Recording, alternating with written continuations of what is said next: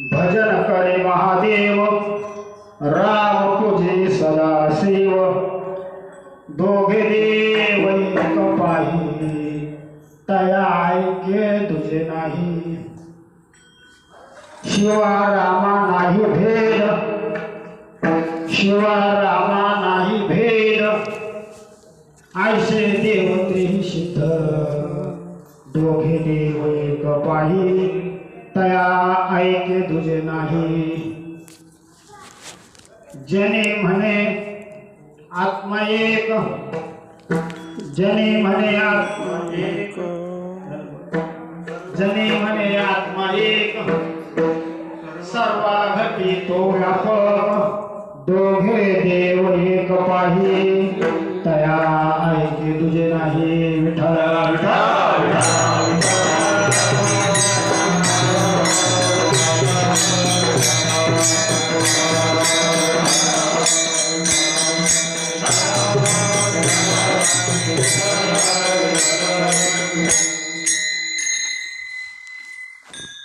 ओम नमो जद्या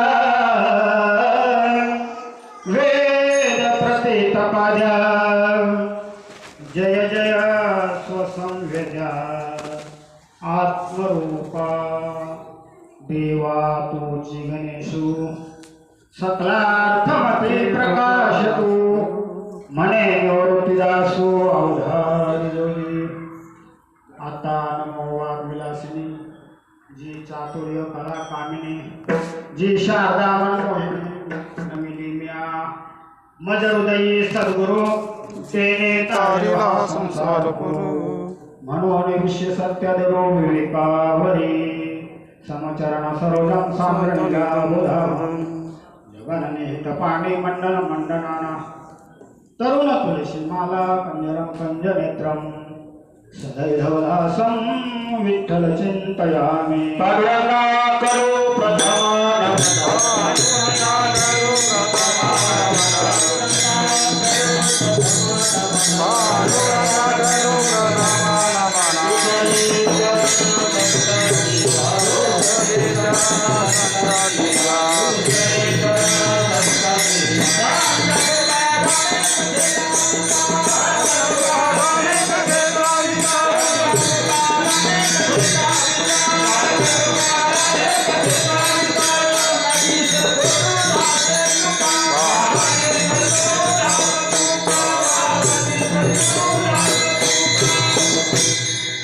पांडुरंगा करू प्रथम नमन दुसरे चरण संतांच्या त्यांच्या कृपादानी कथेचा विस्तार बाबा सद्गुरु ओम नमो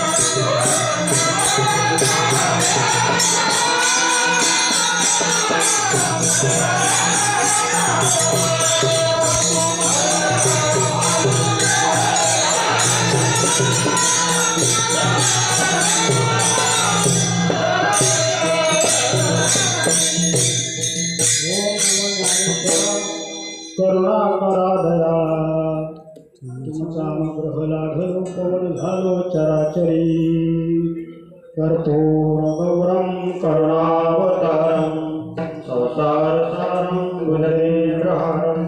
सदा वसन्तं हृदयारविन्दे भवानी सहितं नमामि।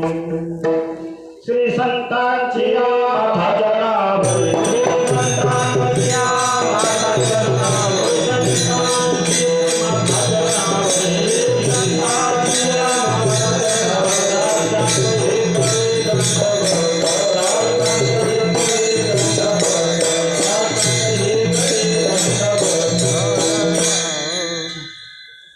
भजन करी महादेव राम तुझी सदाशिव दोघे देव एक पाही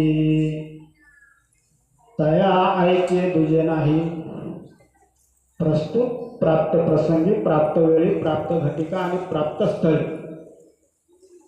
कीर्तन रूपी सेवे करता निवडलेला अभंग पांडुरंगाचे महान भक्त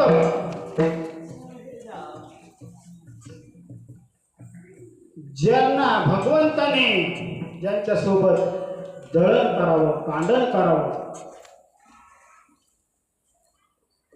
नवे नवे आंघोळ घालावी विणी फणी करावी तिच्या सोबत जेवण करावं एवढंच नाही तर तिला शेण येचू लागावं गौरे थापू लागावं एवढं त्या भगवंताशी सख्य त्या भगवंताला क्षणभरही न विसरणारी जनाबाई आणि अखंड भगवंत तिच्या सोबत असायचा असे पांडुरंगाचे भक्त ती जनाबाई तिचा 4 चरणाचा शिवाचं आणि रामाचं ऐके शिवाचं आणि विष्णूचं ऐके सांगणारा हा 4 चरणाचा अभंग आहे। विठ्ठल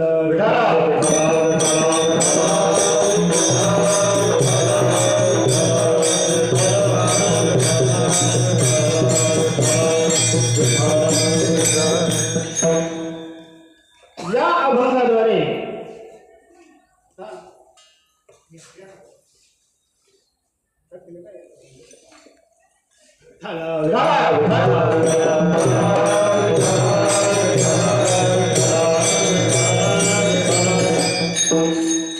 या अभंगाद्वारे जनाबाई सांगतात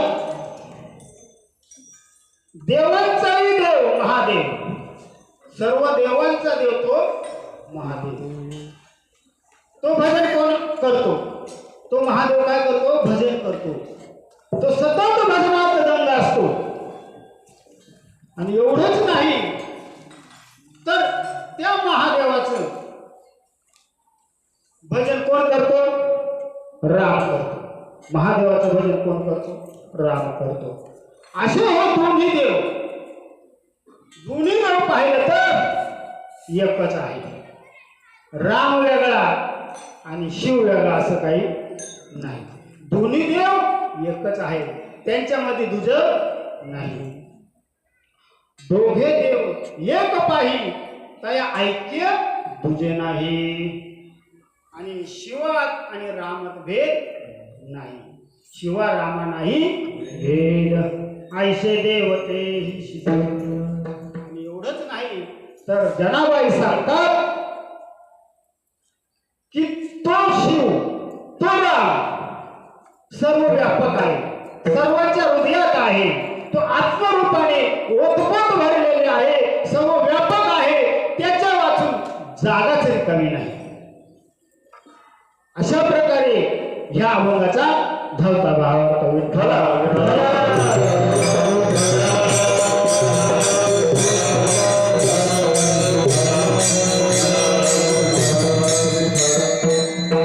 अभंगावर विस्तृत बोलण्यापूर्वी थोडा परिहार द्यायचा तो असा आपल्या श्रीपाद बाबा या मंदिरामध्ये अनेक वर्षापासून प्रत्येक एकादशी नामयज्ञ इथे होत असतो त्या निमित्ताने भजन कीर्तन प्रवचन इत्यादी कार्यक्रम होतात पूर्वी सुरुवात केली तेव्हा महिन्यातून एक एकादश असायची नाही पण साधक मंडळी वाढली, अनेक गावांची साधक मंडळी, त्यांना वाटू लागलं आम्हाला सुद्धा एकादश मिळावं, आमच्या सुद्धा वाट्याला एक एकादश यावी. म्हणून काय केलं का महिन्यातून येणाऱ्या दोन्ही एकादशी सुरू केल्या. असं करता करता बाबांचा हा धर्म मंडप वाढू लागला. गावोगावी बाबांचा प्रचार होऊ लागला, नामाचा प्रचार होऊ लागला आणि अनेक गावामध्ये अनेक साधक झाले. मग त्या 12 ते 24 एकादशी सुद्धा कमी पडाला. आणि मग बाबाने आणखी एक उपक्रम काढला का आणखी बघा तुकाराम बीज, दत्त जयंती, गोकुळाष्टमी, गोपाळ काला, गुरुपौर्णिमा आणि त्यानंतर आणि एक महाशिवरात्री. हा महाशिवरात्रीचा हा योग बाबांनी जोडून आणला. आणि 2 वर्षापूर्वी ह्याच शिवरात्री निमित्त ह्याच जागेवर आणि आता जसं कीर्तन चालू आहे तसं आमचे बंधू हरिभक्तपरायण शिवाजी महाराज हाडप यांचे कीर्तन सेवा चालू होती. आणि त्यांची कीर्तन सेवा चालू असतानाच त्यांच्या मातोश्री त्या अनंतात विलीन झाल्या, आपल्या स्वस्वरूपात विलीन झाल्या. आणि त्या नुसत्या देह सोडला नाही तर ते शिवरात्रीच्या दिवशी, शिवरात्र ही म्हणजे फार मोठी पर्वणी आहे. ह्या शिवरात्रीच्या दिवशी नामस्मरण जर केलं तर इतर दिवसापेक्षा या दिवशी केलेले नामस्मरण अधिक फलदायक ठरते. आणि त्या मातोश्रीने या दिवशीच आपल्या नामस्मरणामध्ये त्या भगवंताच्या, पांडुरंगाच्या, त्या शिवाच्या नामस्मरणामध्ये आपला देह सोडला. आणि मरणे जयाचे आठवे, तो तेची गती ते पावे, म्हणून सदा स्मरावे मातेची तो. भगवान श्रीकृष्ण सांगतात मृत्यूच्या वेळेस जो माझं भजन करतो अंतकाळी नामाले ज्याच्या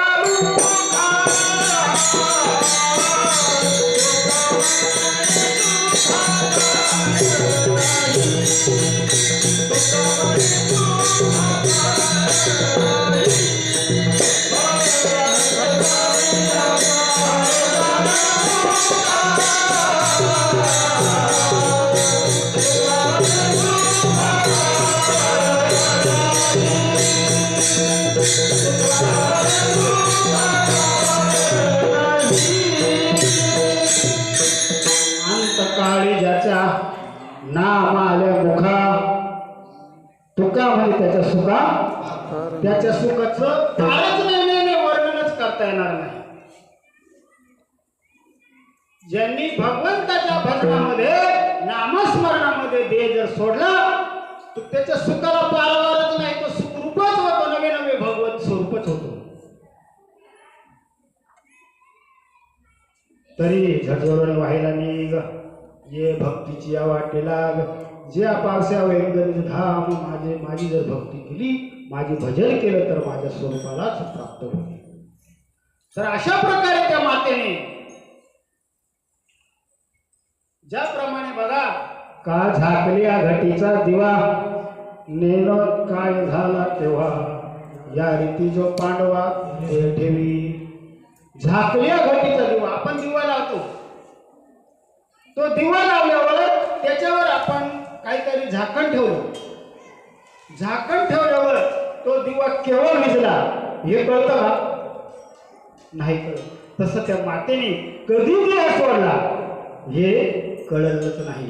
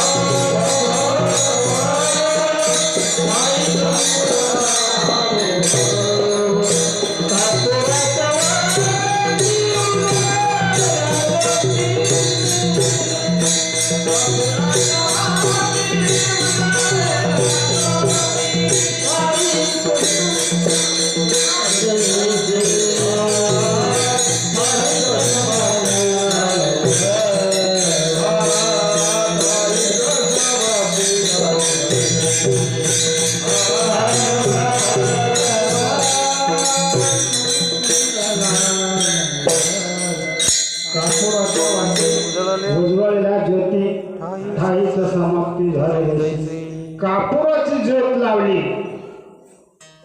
ती पेटवली परत काय शिल्लक राहतं का नाही. तसं त्या मातेने आपल्या स्वस्वरूपात आणि विलीन झाल्या का झाकल्या घाटीचा दिवा निरोजे काय झाला केव्हा या रीतीने पांडवा दे ठेवी. तो केवळ परब्रह्म तो परब्रह्मच होतो. तया परमपुरुषाशे नाव ते तया परमपुरुषाशे नाव ते माझे निजधाम होऊन टाके. माझे निजधाम माझे स्वरूप त्या साधकाला त्या भक्ताला प्राप्त होतं. तर अशा प्रकारे त्या मातेचं या शिवरात्रीच्या शिवरात्र प्रत्येक महिन्यात येते पण महाशिवरात्र फक्त वर्षातून एकदाच येते. पौष कृष्ण तृतीया चतुर्थी नाही या दिवशी महाशिवरात्र येत असते. आणि या शिवरात्रीच्या दिवशी आणि आपल्या स्वरूपात त्या माता विलीन झाल्या आणि त्या मातेच्या ह्या दिवशी त्यांनी देह सोडला. त्यामुळे अनेक ठिकाणी बघा आपले आई वडील वारले तर ते तिथे पुण्यस्मरण वर्षश्राद्ध आपल्या गावावर करतात.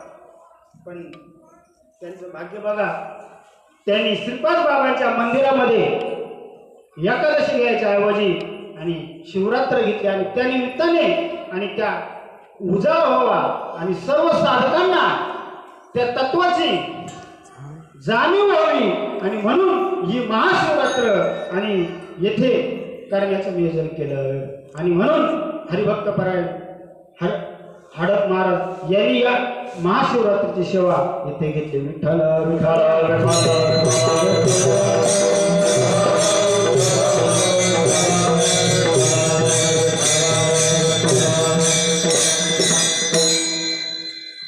महाशिवरात्र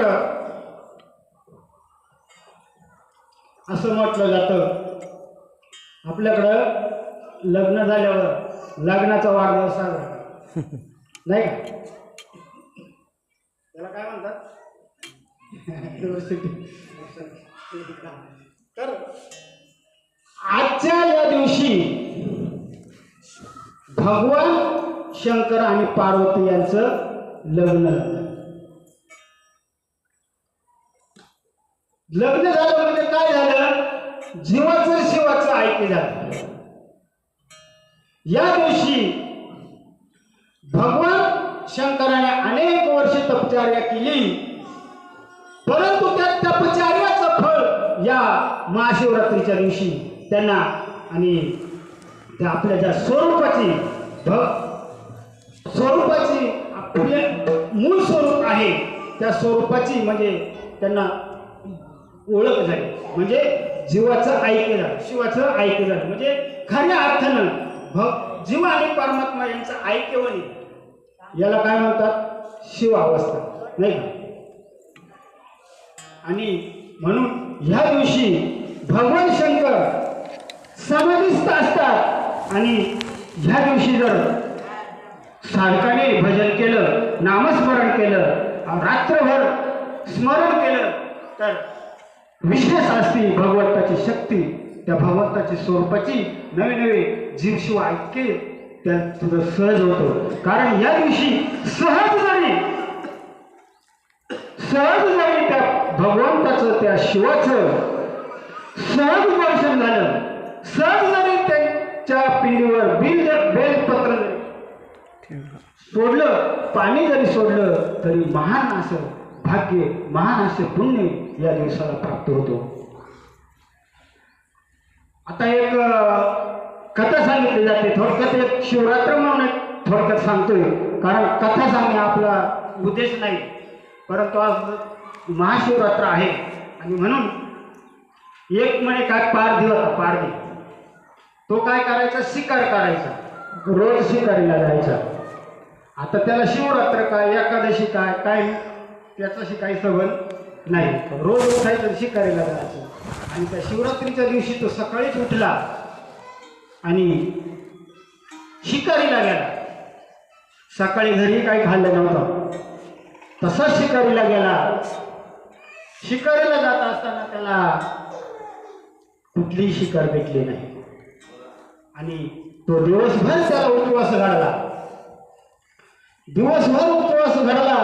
तो एका झाडावर बसून शिकार येण्याची वाट पाहत होता. तर असं झालं, त्या झाडावर बसला होता. ते झाड कशाचं होतं? बेलाचं होतं आणि बाजूला तळ होतं. त्यांनी बघितलं ह्या तळ्यावर एखादा प्राणी पाणी पिण्याकरता येईल आणि म्हणून त्या शिकार आपल्याला इथं भेटेल आणि म्हणून त्या झाडावर राहिला. परंतु त्याच्या आड ते पानं येत होते, झाडाचे, बेलाच्या झाडाचे पानं आड येत होते आणि म्हणून तो पाणी एक एक तोडायचा, खाली टाकायचा, तोडायचा, खाली टाकायचा. अशा प्रकारे तो ते बेल जब टाकायचं ते खाली पिंड होती, भगवान शंकराची पिंड होती आणि त्या पिंडीवर ते बेल पडत होते. त्यामुळे आणि तो तळ्याजवळ गेला आणि हातपाय धुवा लागला आणि ते पाणी सुद्धा त्या पिंडीवर उडालं आणि त्यामुळे त्याला त्या खऱ्या अर्थाने शिवरात्र घडली. उपवास केला होता आणि त्या भगवान शंकराच्या पिंडीवर बेलपत्र टाकत होता, त्याच्यामुळे टाकलं होतं. त्यामुळे त्याला तो महान पर्व त्याला साधल्या गेलं, सहज साधल्या गेलं. आणि काही वेळाने एक हरण आलं तिथं आणि ते पाणी प्यायला यायचं होतं. याने बाण उगारला मारायचाच, तर तो म्हणे थांबा, मला मारू नका. भाग विस्तार मोठा आहे पण आपण थोडक्यात सांगतो. तर मग तो म्हणे थांबा, मी घरातला करता आहे, मला माझ्या कुटुंबाला जाऊन भेटतो, त्यांना सांगतो आणि मग येतो. ते हरिण गेलं आणि त्याच्या कुटुंबातील त्याच्या मुलं, पत्नी त्यांना सांगितलं आणि गेला परत. तिथं गेल्यावर आणि तो पारधी त्याला मारू लागला, मारणार. तेवढं त्याची पत्नी ती हरणी म्हणून म्हणाली, त्यांना नका मारू म्हणे, मला विधवा करू नका, मला विधवा करू नका, तर त्यांना मारायच्या ऐवजी मला मारा. मग त्या हरणीला मारायला बाण लावला. तेवढं त्यांची पिलं ते पारस आले आणि म्हणे नाही नाही, त्यांना माझ्या आईबापांना मारू नका, आम्हाला मारा, आम्ही गेलो तरी चालेल पण माझ्या आईबाप जिवंत पाहिजे. एवढं म्हटलं त्यांनी. बघा मग त्या पारध्यावर आणि म्हटलं त्या पारध्याला वाटलं बघा हे किती एकनिष्ठ आहे. ती हरणी आपल्या पतीसाठी स्वतःच्या देहाचा त्याग करते आणि त्या आई करता तिचं पिल्लं त्यांच्या देहाचा त्याग करतात आणि आम्ही त्यांना मारून जर भक्षण करत असेल तर आम्ही मनुष्यच मानण्याचे लायक नाही, असं त्याच्यामध्ये परिवर्तन झालं. आणि परिवर्तन झाल्यामुळे त्याच्यावर भगवंत प्रसन्न झाले आणि त्याला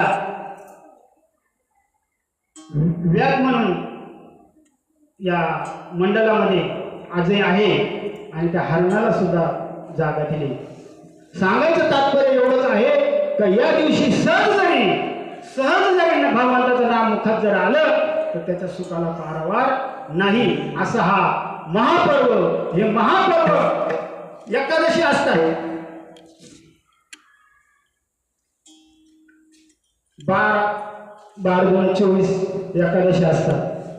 परंतु पर्वकाळ त्यानंतर 5 पर्वकाळ सांगितलेले नाथ महाराजांनी. 5 पर्वकाळ 5 कोणते? भागवत धर्मामध्ये 5 पर्वकाळ सांगितले. त्यातील नृसिंह जयंती म्हणजे प्रत्येक वैष्णवाने ते व्रत पाळलं पाहिजे असं नाथ महाराज सांगतात. नृसिंह जयंती, रामनवमी, वामन जयंती जन्माष्टमी म्हणजे कृष्ण गोकुळाष्टमी आणि उत्तम शिवरात्री असे हे 5 महापर्व काळ आहे. आणि त्यातील 5व्या क्रमांकाचा उत्तमातील उत्तम महापर्व म्हणजे महाशिवरात्री. विठ्ठल विठ्ठल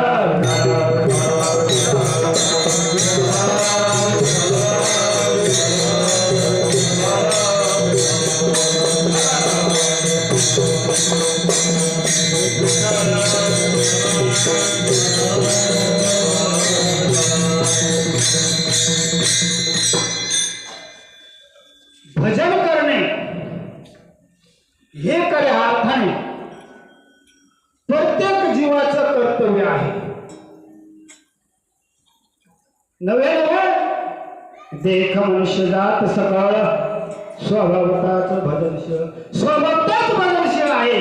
परंतु ते भजन कळून घेण्याकरता सद्गुरूशिवाय कळत नाही. आणि म्हणून संत महात्म्याने भजनच केलं आणि सर्व देवाने सुद्धा भजनच केलं. या भजन म्हणजे या सृष्टीचं मूळ आहे. नामस्मरण भजन हा या सृष्टीचा प्रारंभ आहे. या सृष्टीचे 3 अवस्था आहेत. 3 अवस्था कोणत्या? स्थिती, उत्पत्ती, स्थिती आणि लय. म्हणजे उत्पत्ती कोण करतं? ब्रह्मदेव. स्थिती म्हणजे पालन पोषण कोण करतं? विष्णू. आणि संहार कोण करतो? शंकर. या सृष्टीच्या उपक्रमाच्या पूर्वी 3 देवांची निर्मिती झाली. ब्रह्मा, विष्णू आणि महेश. ही सृष्टी ब्रह्मदेवाने निर्माण केली नाही. सृष्टी कोण केली निर्माण? ब्रह्मदेवाने. ब्रह्माने सगळं निर्मिले. हे सर्व कोणी निर्माण केलं? ब्रह्माने. मग ब्रह्माची निर्मिती कोण? ब्रह्मदेवाने निर्माण कोणी केलं? विष्णूने विश्व पाळले. या विश्वाचं पालन करणारा कोण आहे? तर विष्णू. मग विष्णूचं पालन पोषण कोण करतो? शिव सहार करता. मग शिवाशी सहारता कोण? मग शिवाचा सहार करणारा कोण आहे? नाही. म्हणजे या 3 देवांची उत्पत्ती झाली. तो देव त्या 3 देवांपेक्षा वेगळा आहे. ब्रह्मा, विष्णू आणि हर याशी निर्मिता तोची थोर. तो जाणावा देव नारायण करुणी. आणि तो देव जाणण्याकरता सद्गुरू शिवाय, संतांशिवाय त्या देवाची ओळख होत नाही. आणि म्हणून त्या देवाची ओळख करून देण्याकरता सद्गुरू ते तत्व कानात सांगतात. ते तत्व, तो ओंकार, तो प्रणव, त्या प्रणवापासूनच सर्वाची उत्पत्ती आहे. अकार चरण उकार उदर विशाल मकार महामंडल मस्तकाकारे. ते 3 एकवटले. त्या शब्द ब्रह्म कवळले. ते अधिक रूपाने मिले आदिबीज. त्या आदिबीज तिथून आले.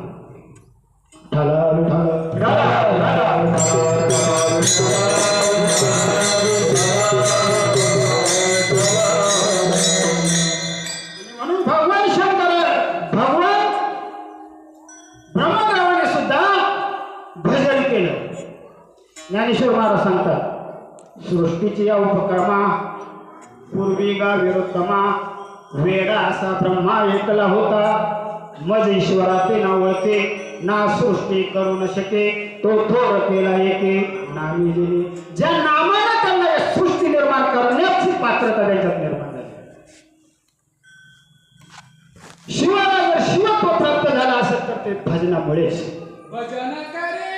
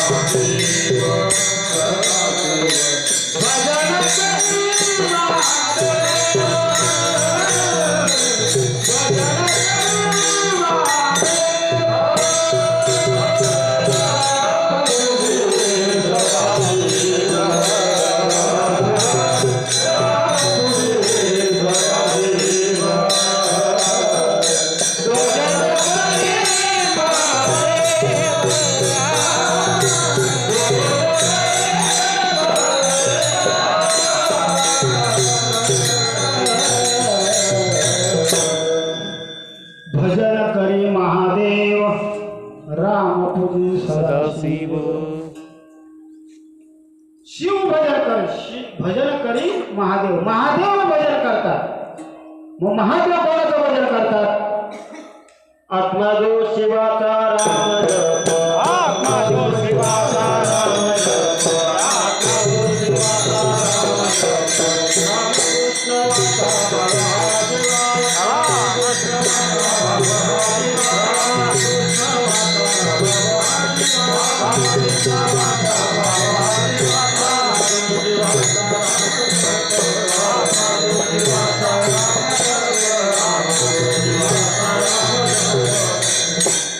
रामकृष्ण वाचा भाव हा जीवाचा आत्मा जो शिवाचा राम जप त्या आत्मा रामाचं भजन करतो रामाचं पण दशरथाचा राम नाही दशरथाचा राम आहे त्रिकाळाचा अनंत काळाचा आत्माराम अनंत काळाच्या त्या आत्मारामाचं भजन महादेव करतो महादेव अगोदरचा का राम अगोदरचा नाही दशरथाचा राम आहे त्रिकाळ त्रिकाळ म्हणजे कलियुग द्वापारयुग त्रेतायुग हे तीन काळ झाले पण तेही अगोदरचा आत्माराम आणि त्या आत्मारामाचं भजन करतो आणि राम कोणाचं भजन करतो शिवाचं म्हणजे कोणाचं आत्मारामाचं आत्माच शिवात्मा नाही आणि म्हणून हे दोघही देव एकच आहे त्यांच्यामध्ये दुजेपणा नाही ऐक्य आहे अभंगाचं दोघे देव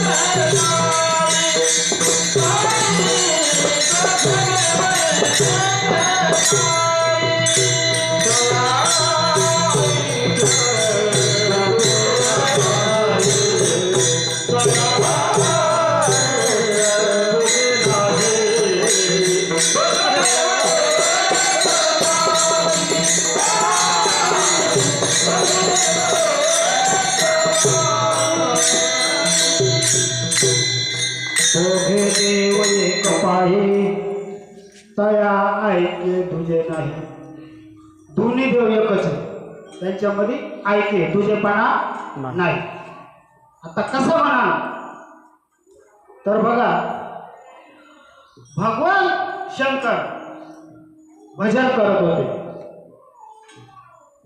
पार्वतीला पाहिले पार्वतीने अनेक वर्ष तपश्चर्या करून देवांचा देव महादेव यांना प्रसन्न करून घेतला आणि त्यांच्यासोबत लग्न केलं त्यांच्याकडे मागणी केली का मला तुम्हीच पती म्हणून पती मला माझे पती म्हणून तुम्ही माझी मला पत्नी म्हणून स्वीकार करा, तुम्ही माझे पती म्हणून.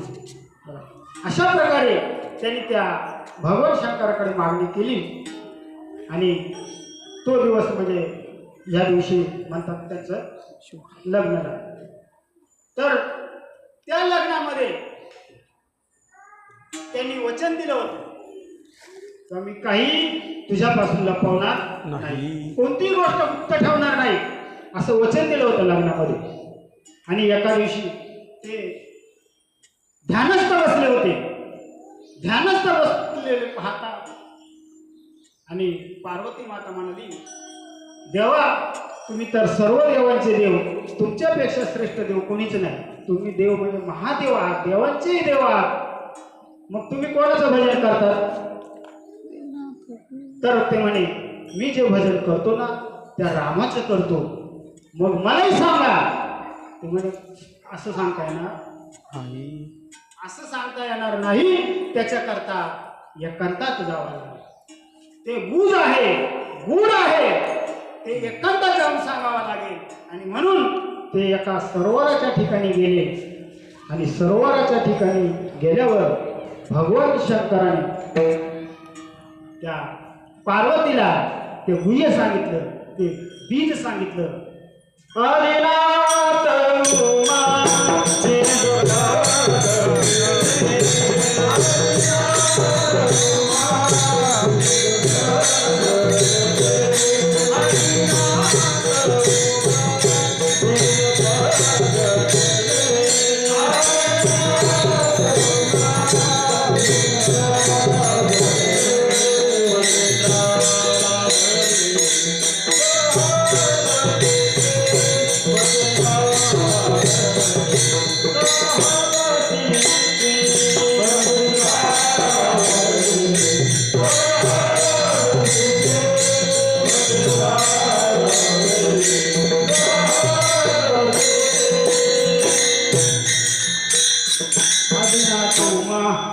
बीज प्रगटले मच्छिंद्राला दिले, सहज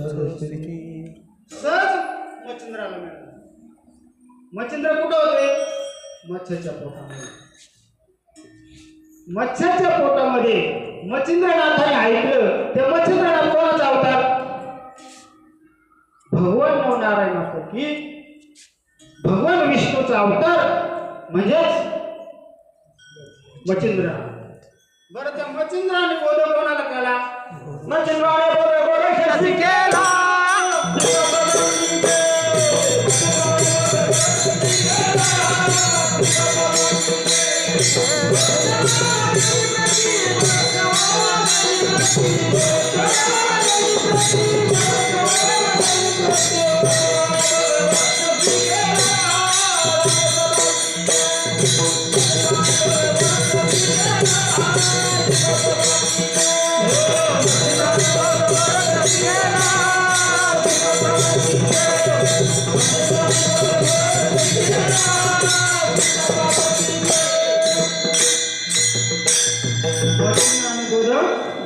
गोरक्षाशी केला.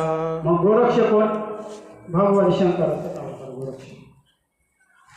आणि गोरक्षाने कोण दिलं? गहिनी प्रसादे. गहिनीनाथ कोण? भगवान विष्णू. गहिनी प्रसादे निवृत्ती. मग निवृत्तीनाथ दादा कोण? शिव तो निवृत्ती विष्णू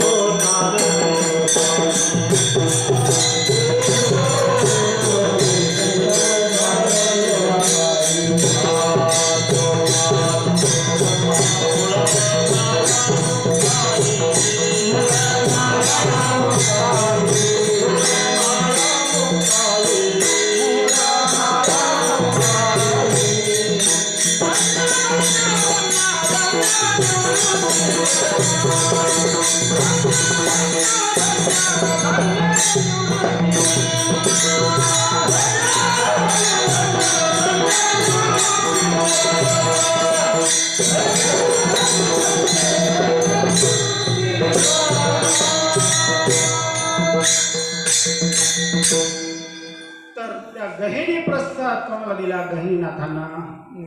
गहिनी प्रसाद निवृत्तीनाथांना दादांना दिला. सदाशिवाचा अवतार स्वामी. आणि मग त्या निवृत्ती दादांनी कोणाला दिला? महाविष्णूचा अवतार सखा. सखा माझा ज्ञानेश्वर. आता माऊलीपर्यंत आलेली परंपरा जर म्हटली तर भगवान शंकर आणि विष्णू, भगवान शंकर आणि विष्णू अशीच परंपरा आली. त्यांनी ही जगाला रीत दाखवून दिली गुरु परंपरेची, का सद्गुरू शिवाय भगवंताची ओळख होणार नाही. आणि म्हणून देव सुद्धा ते तत्व, तो अनुग्रह आपल्याला मिळावा म्हणून भगवान यांनी मच्छिंद्रनाथ मच्छाच्या पोटात आले. ते देवच बघा अनुग्रहासाठी हरे हर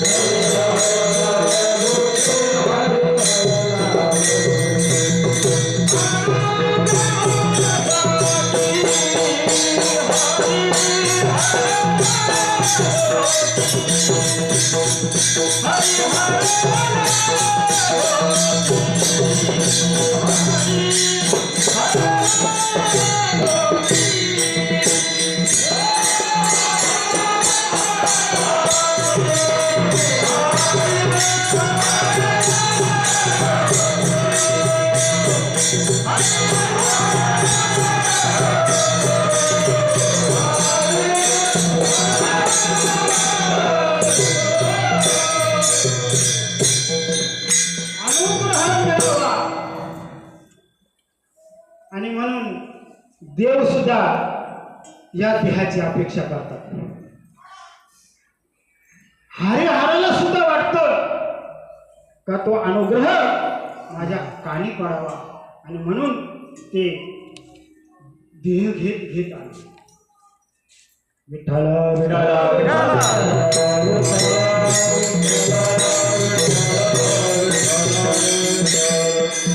ज्ञानदेव म्हणे देह झाले देव. प्रणवाची शिव अनुभविले, प्रणवाचेच त्या शिवाची ओळख होते. आणि म्हणून त्या शिवाची ओळख होण्याकरता आणि देव काय करतात? देहरूपाने येतात. असा प्रकारचा हा देह किती चराचरामध्ये पावन आहे. या देहासारखं उत्तम या सृष्टीमध्ये काहीच नाही. या देहाईशी ओखटे पृथ्वी माझी नाही कोठे. या देहाईशी गोमटे पाहता नाही त्रलोकी. या देहासारखं गोमट दुसरं कोणतंच शरीर नाही. येण्याची शरीरा येणे सरे किंबहुना चराचरे शरीर उत्तम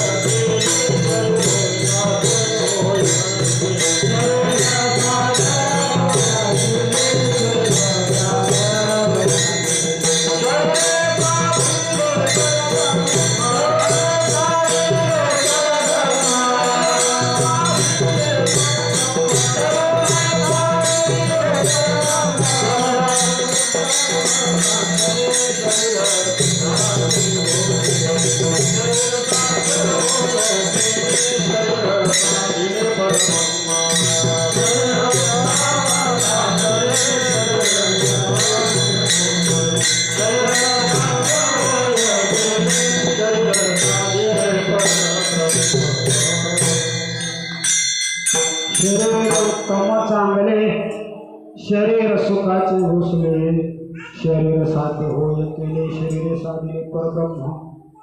परब्रह्म या शरीरानेच साध्य करता येतो.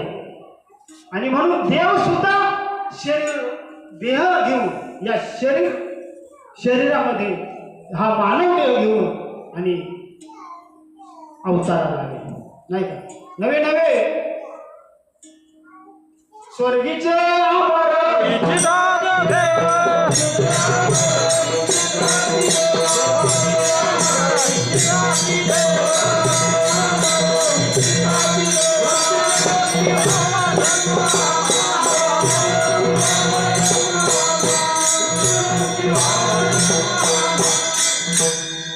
स्वर्गीचे अमर मृत्यूलोकी व्हावा मृत्यूलोकात जन्म व्हावा असं देवांना सुद्धा जे अमर होऊन गेले ज्यांना अमरत्व प्राप्त झालं ते सुद्धा या देहाची अपेक्षा करतात. मग आपल्याला देह मिळालेला आहे मग आपण काय केलं पाहिजे. भजन केलं नाही पाहिजे.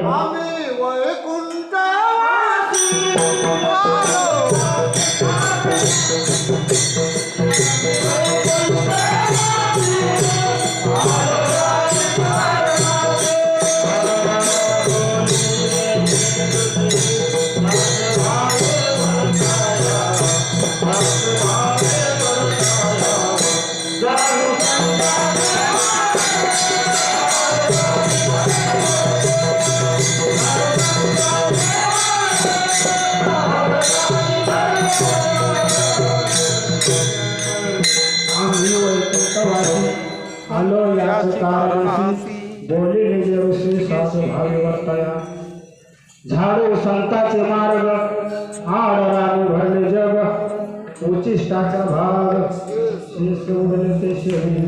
जे संत पुढे गेले ज्या मार्गाने संत गेले त्याच मार्गाने आम्हाला जायचंय आणि तो मार्ग दाखवण्याकरता संत अवताराला आले.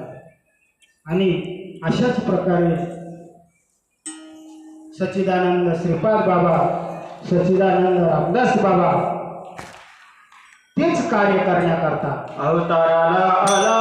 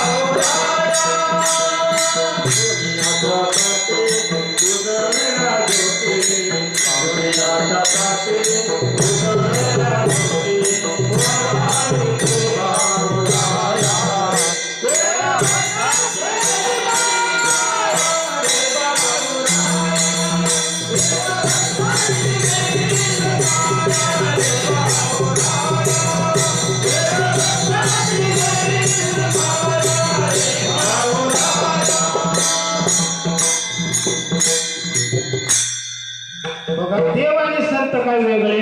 देवते संत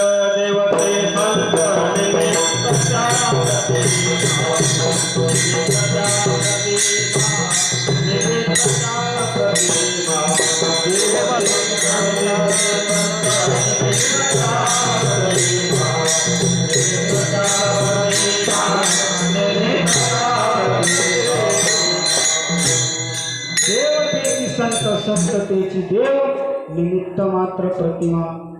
फक्त निमित्ताला त्या प्रतिमा दिसतात परंतु देव आणि संत वेगळे नाही. आताच आदिनाथापासून तुम्हाला परंपरा सांगितली तेच देव संत होऊन आले. तेच ज्ञानेश्वर माऊली जे खांची व्यंकटी सांडो सत्कर विरती भूता परस्परे पडो मैत्र जीवांचे. या जगाचा उद्धार करण्याकरता या विश्वाचा उद्धार करण्याकरता माऊली अवताराला आले. जगाच्या कल्याणा संताच्याही भोवती.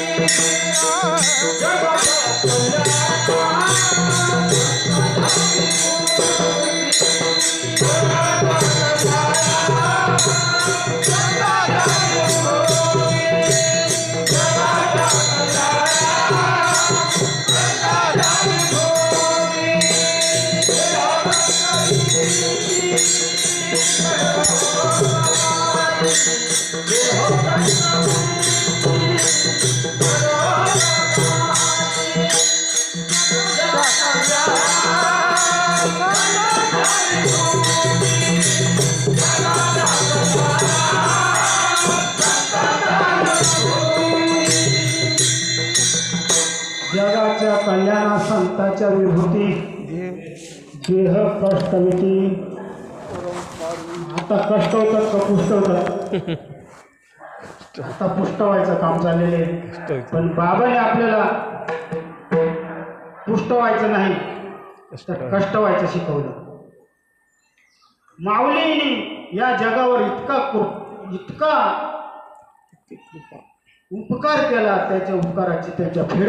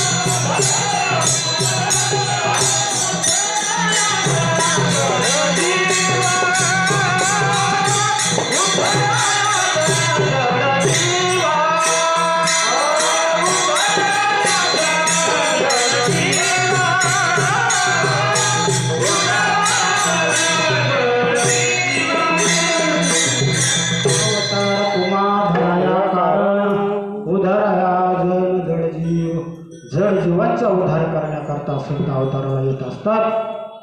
माऊलींपर्यंत एक गुरु एक शिष्य, एक गुरु एक शिष्य अशी परंपरा आली. माऊलीने ज्ञानेश्वरीच्या माध्यमातून सर्व जगाला माझ्या मराठीचे बोले, माझ्या मराठीचे नगरी ब्रह्मविद्येचा सुकाळा करी देणे. या जगाला त्या ब्रह्मतत्व, त्या ब्रह्मज्ञानाची प्राप्ती व्हावी म्हणून ज्ञानेश्वरीच्या माध्यमातून त्यांनी सर्व जगाला सांगितलं. परंतु त्याच ज्ञानेश्वर माऊलीने आणखी कार्य त्यांचं बाकी राहिलं होतं. त्यांनी ज्ञानेश्वरीच्या माध्यमातून सर्वांना प्रबोधन केलं, सर्वांना ते तत्व सांगितलं.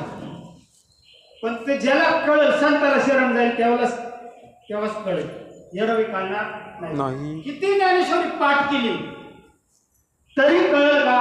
नाही. याची सांगतात ना, एकतरी ओवी अनुभवी. एकतरी ओवीचा अनुभव घेतला पाहिजे. तो अनुभव घेण्याकरता संतांनाच शरण गेलं पाहिजे. आणि म्हणून त्याच्यानंतर श्रीपाद बाबांनी माऊलीच त्या श्रीपाद बाबाचा अवतार घेतला आणि या जगाचा उद्धार करण्याकरता अनेकांना ते तत्वज्ञान, ते गुह्य माझ्या श्रीपादाचं नाम घ्यावं तुम्ही.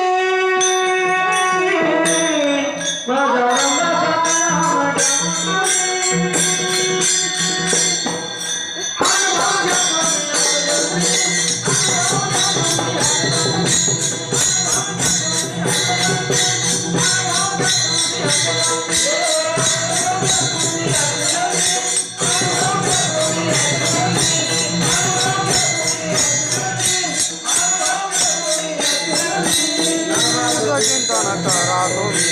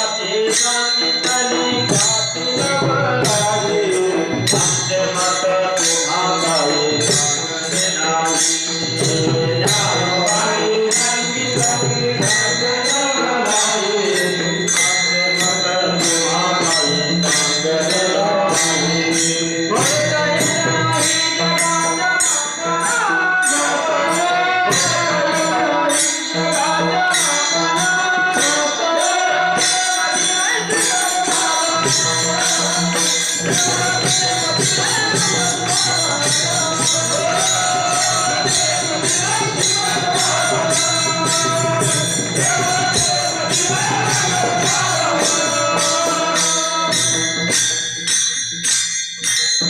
अशा प्रकारे बघा माऊलीपर्यंत परंपरा आली. माऊलीने कोणाला हा उरा दिला आहे कोणाचा आहे पण ज्ञानेश्वरीच्या माध्यमातून सर्व जगाला दिला. पण माऊलीने श्रीपाद बाबांनी अख्ख्या महाराष्ट्रात जय श्रीपाद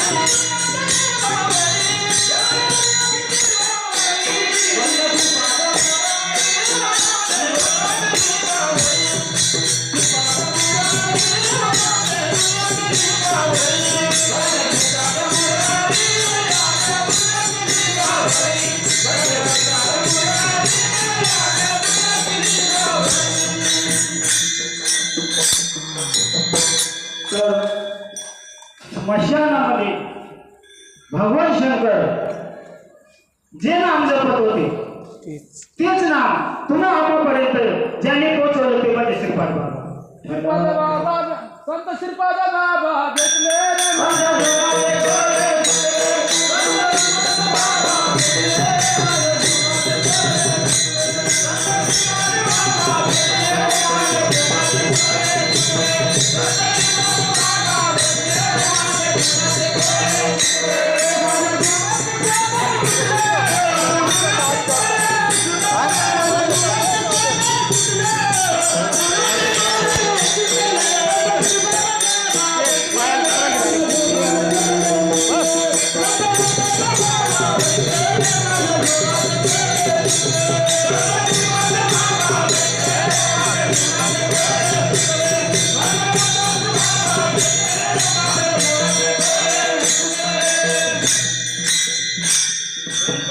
बाबा भेटले माझ्या जीवनाचे कोडे सुटले.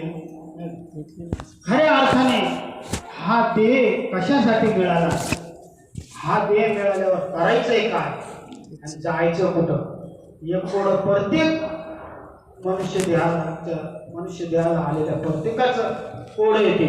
पण ते कोड सच्चिदानंद श्रीपाद बाबांनी सच्चिदानंद श्रीपाद बाबांच्या माध्यमातून तुम्हा आम्हाला ते कोड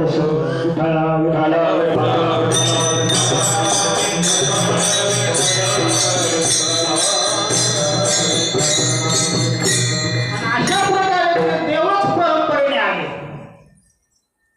महादेवापासून माऊलींपर्यंत आणि माऊलींपासून बाबांपर्यंत नाही. आणि म्हणून त्या रामामध्ये आणि शिवामध्ये कुठलाही भेद नाही, दोन्ही एकच आहे. अभंगाचं तिसरं चरण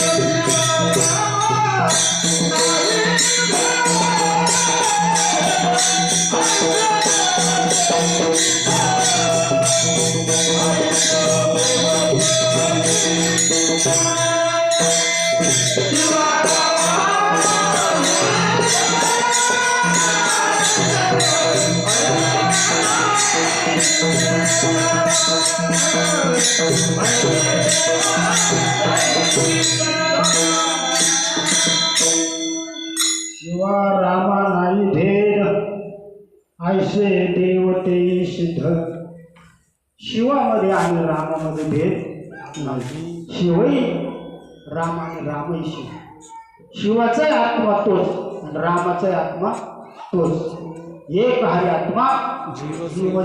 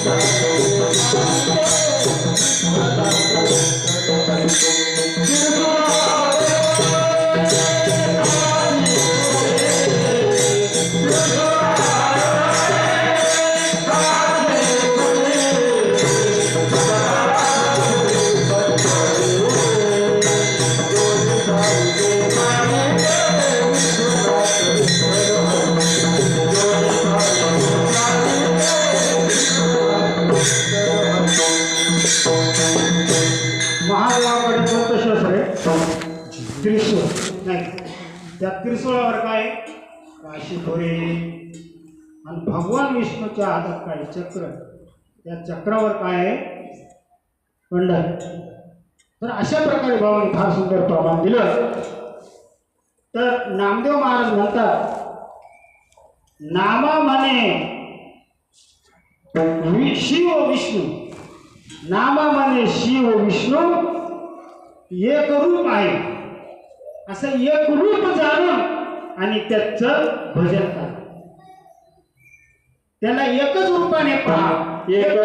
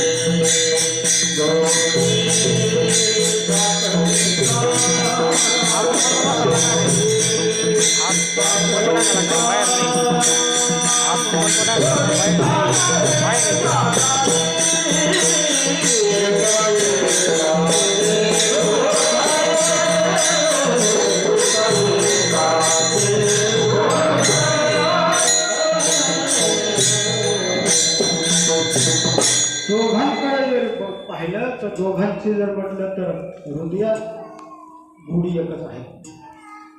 साखरेला जसं कोणत्याही बाजूला साखर तरी गुढी सारखीच, गुढी एकच.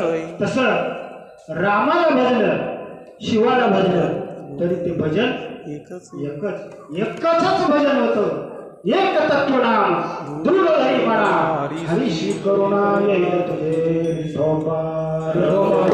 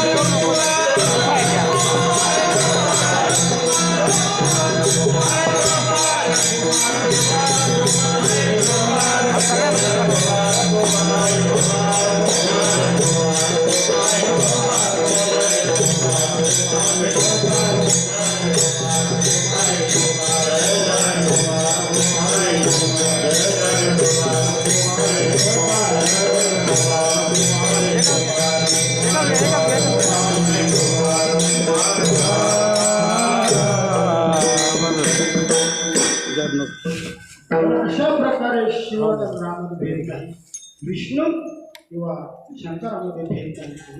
एकच आहे, एकच आत्मा सर्व ठिकाणी व्यापलेला आहे.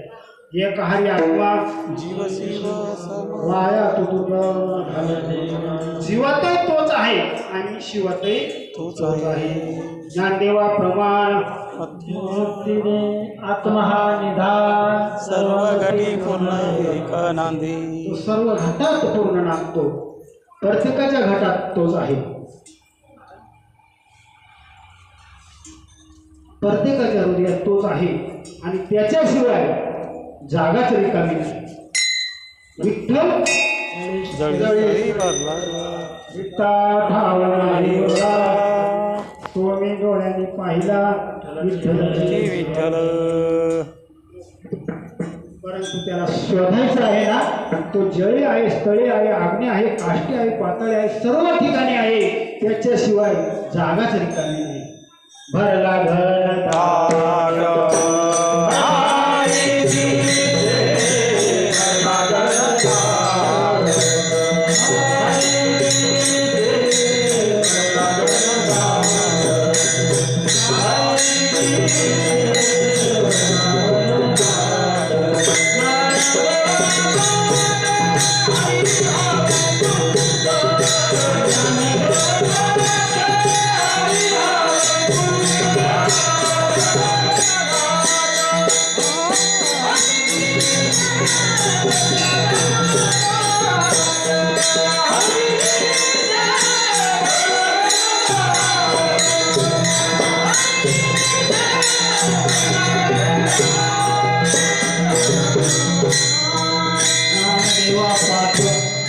हरी हा वैकुंठ भरला घनदाट. तो घनदाट भरलेला आहे. तो वैकुंठातच आहे किंवा तो तीर्थक्षेत्रामध्येच आहे किंवा तो काशी क्षेत्रामध्येच आहे असं नाही. तो सर्व ठिकाणी आहे. तयामीन ठाव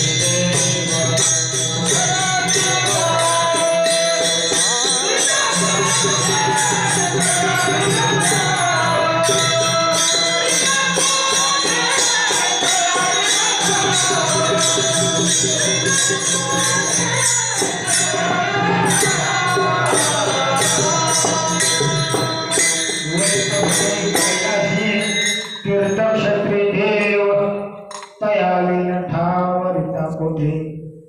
देव कुठे आहे असं जर विचारलं तर आम्ही कुठं सांगतो? वैकुंठात. कुठे आहे? वैकुंठात. कोण सांगतो नाही देव कुठे? कैलासामध्ये. महादेव शब्द कुठे का म्हणा? कैलासामध्ये नाही. परंतु नाथ महाराज सांगतात त्याच्याशिवाय शिवाय रिकामा ठावायचा नाही. तो नाही अशी जागाच नाही.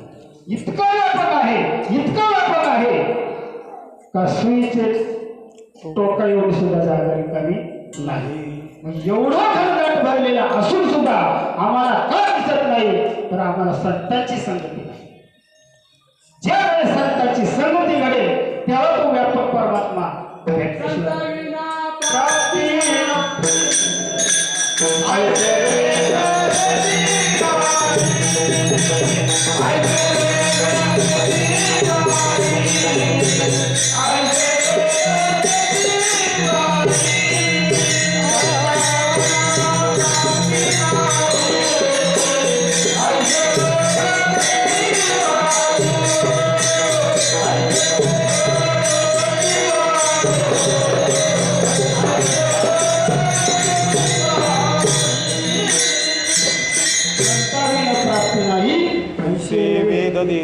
काही वेद गोही देऊन सांगतात संताशिवाय प्राप्ती नाही. संत सांगतात तो घनात भरलेला आहे, त्याच्याशिवाय जागाच रिकामी नाही. आणि एवढं असूनही तो कळत का नाही? का आम्हाला रीत माहीत नाही, त्या देवाला पाहण्याची रीत माहीत नाही. पण तुम्ही आम्ही भाग्याचं नाही का, बाबाने ती रीत आपल्यापर्यंत आणली आणि म्हणून खऱ्या अर्थाने आपल्याला त्या भगवंताची ओळख झाली. नाहीतर आजही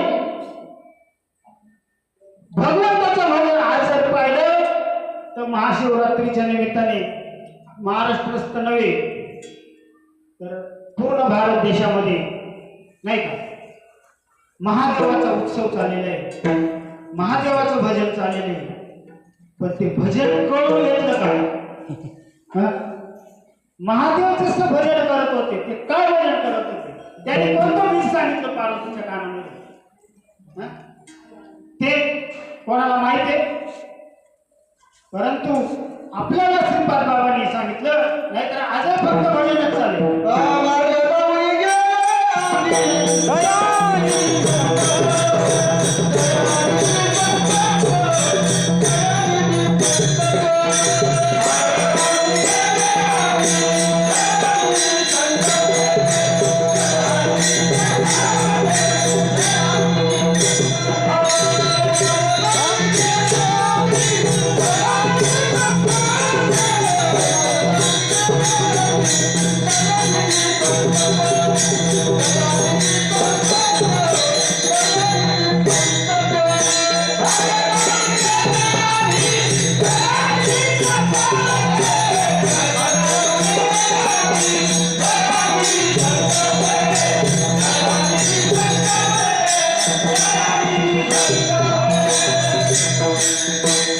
मार्ग जाऊन गेल्या आधी दयानिधी संत किंवा दयानिधी संत गुरु ते संत मार्ग दाखवून गेले. त्या मार्गाने चालायला कोणी मागत नाही. आज भजन चालेल पण पाठात करून भजन चालेल. आम्ही त्यालाच भजन म्हणतो. त्याने मार्ग दाखवलं. संतांनी काय दाखवलं? मार्ग. आपण काय आहे? काय आहे? मार्ग दाखवण्याचा. मार्ग दाखवतो नाही का? ज्ञानेश्वर महाराज हरिपाठातल्या पहिल्या दारोनामध्ये म्हणतात, देवाची या द्वारे तेने मुक्तिचारी साधल्या. देवाच्या द्वारात क्षणभर जर उभं राहिलं तर चारी मुक्ती साध्य होतात. मग त्या देवाच्या द्वारात आम्ही उभं राहतो का? आम्ही देवाच्या द्वारात. आज जर पाहिलं तर भगवान शंकराचं एकही देऊळ खाली नाही. पण देवाच्या द्वारात कोण गेलं? जे संताला शरण गेले ते देवाच्या द्वारात गेले. त्यांना खऱ्या अर्थाने देवाचं द्वार कळलं. नाही तर मार्ग दाखवला संतांनी पण तो मार्गाला चालत नाही का? रूप पाहता लोचने रोज म्हणतो आपण, असं भजनच सुरुवातच होते. रूप पाहता लोचने सुख झाले हो साधने. मग आता रूप पाहता लोचने सुख झाले हो साधने. रूप पाहता लोचने डोळ्याने रूप पाहिलं असं म्हणतो, पण रूप पाहतो का डोळ्याने? डोळे पुढे काय राहते? अहो रूप पाहता लोचने म्हटल्यावर लगे भगवंताचं रूप डोळ्या पुढे असलं पाहिजे. जर ते रूप डोळ्या पुढे असलं तर सुख साधने म्हणजे ते इंद्रियाला सुख होईल नाही का? मग हे फक्त गाण्यासाठी नाही तर ते आचरणाकरता हे मार्ग दाखवले. आणि ते मार्ग वाचूनही कळत नसेल, वाचून कळतच नाही का? अर्थ लोकले पुराणी नाशिकेला शब्दाने विषय लोभीमध्ये साधन होईल.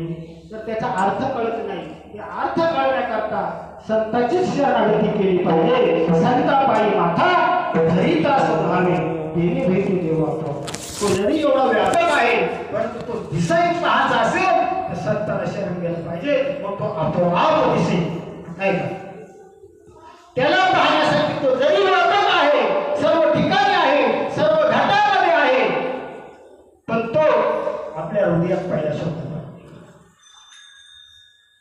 यरवे सर्वांच्या हृदय देशी मे अमुकाय आयसे जी तुझी सुरे करण्याची वस्तू ते भगवंताचं स्वरूप, ते भगवंताचं ठिकाण सांगितलं आणि ते ठिकाण न पाहता आम्ही बाहेरच फिरत होतो नाही. आणि म्हणून तो सर्वांच्या हृदयामध्ये आहे आणि प्रत्येकाच्या हृदयात आहे म्हणजे हो